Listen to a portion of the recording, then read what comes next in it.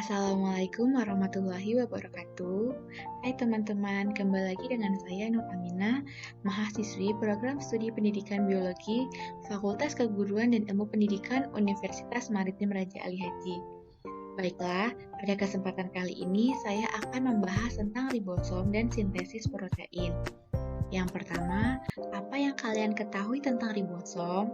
Apa itu ribosom?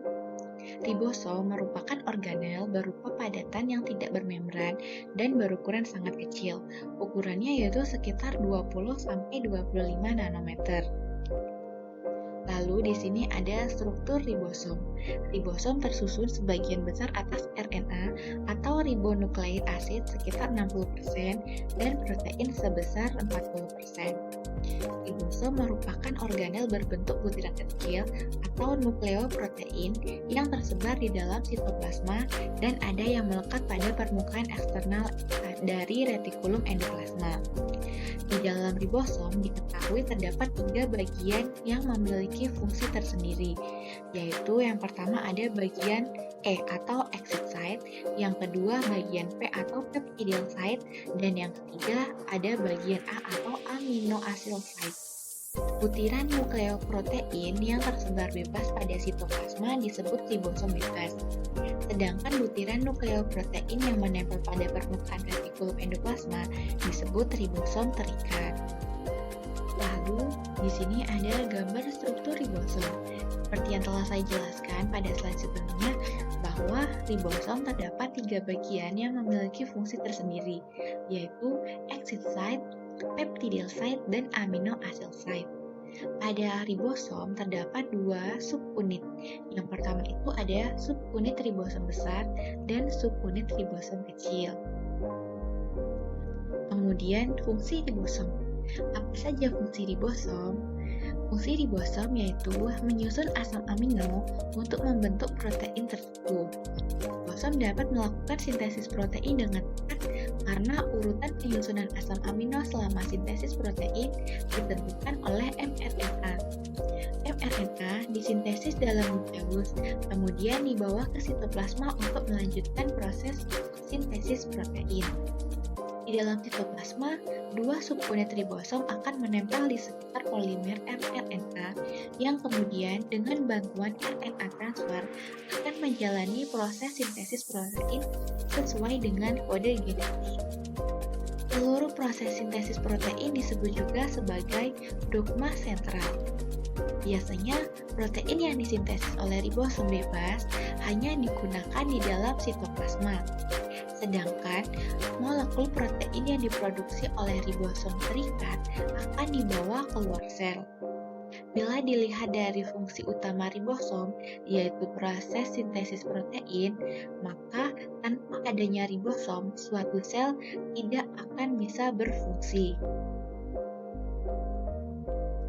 Kemudian, dalam menjalankan tugasnya, ribosom dibantu oleh beberapa komponen, yaitu mRNA, asam amino, tRNA, dan faktor-faktor. mRNA merupakan tempat cetakan protein. mRNA merupakan salinan suatu gen di dalam DNA di dalam inti, yang kemudian diekspor menuju sitoplasma untuk diterjemahkan sebagai protein dengan bantuan ribosom. Lalu, tRNA merupakan pembawa asam amino spesifik. tRNA memiliki antikodon triplet yang komplement dengan kodon yang terdapat pada mRNA. Dengan adanya komplementasi antara kodon dengan antikodon, maka urutan asam amino akan didikte oleh urutan kodon mRNA. Kemudian di sini ada faktor-faktor. Ada 3 kelompok faktor yang terlibat dalam sintesis protein, yaitu inisiasi, elongasi, dan terminasi. Faktor inisiasi merupakan faktor yang mengawali pembentukan rantai peptida. Faktor elongasi merupakan faktor yang memperdalam pemanjangan rantai peptida, sedangkan faktor terminasi berperan dalam penghentian pemanjangan rantai peptida dan mengakhiri sintesis protein. Lalu, bagaimana proses sintesis protein? Proses sintesis protein terdapat dua tahapan, yaitu proses transkripsi dan proses translasi. Yang pertama yaitu proses transkripsi. DNA terletak di nukleus. Proses pembentukan protein terjadi di ribosom. Karena letak nukleus dan ribosom berjauhan, maka dibutuhkan RNA polimerase untuk datang ke DNA. Tahap yang pertama yaitu di dalam nukleus RNA polimerase akan memisahkan untaian DNA menjadi dua dengan cara bergerak dari terminator ke promoter. Lalu, ketika RNA polimerase sampai di promoter, maka proses ini dinamakan inisiasi. Selanjutnya, RNA polimerase akan kembali berjalan menuju ke terminator dan akan membentuk mRNA. Proses ini dinamakan elongasi. Yang terakhir, ketika RNA polimerase dan mRNA telah sampai di terminator, maka proses transkripsi selesai. Terminasi adalah proses akhir dari transkripsi. Lalu, yang kedua yaitu proses translasi. Tahap pertama translasi adalah inisiasi. Pada tahap ini, kodon pertama mRNA yang bertemu dengan ribosom disebut kodon start. Kodon start ini adalah KUG.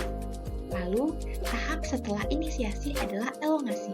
Pada tahap ini, kodon yang dibawa mRNA akan diterjemahkan menjadi asam amino. Setelah itu, masing-masing asam amino akan digabungkan oleh tRNA, yaitu membawa asam amino untuk disusun menjadi protein. Gabungan dari asam amino tersebut akan membentuk rantai polipeptida. Lalu, tahap yang ketiga yaitu terminasi.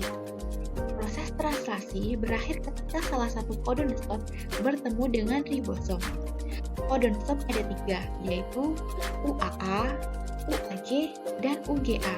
Pada gambar, yang menjadi kodon stop ada AUU. Baiklah, sekian yang dapat saya sampaikan pada kesempatan kali ini. Saya ucapkan terima kasih dan wassalamualaikum warahmatullahi wabarakatuh.